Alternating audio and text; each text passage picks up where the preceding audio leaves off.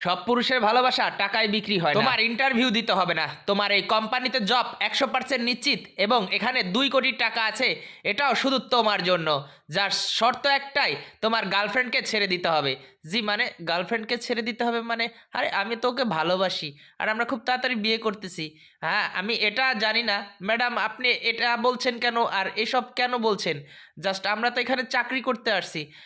আমি এটা কিছু বুঝতে চাই না, জাস্ট আমার কোম্পানিতে চাকরি হবে, বাট 2 কোটি টাকাও পাবেন, কিন্তু শর্ত একটাই, আপনাকে একে ছেড়ে দিতে হবে। তাহলে 2 কোটি টাকা পেয়ে যাবেন।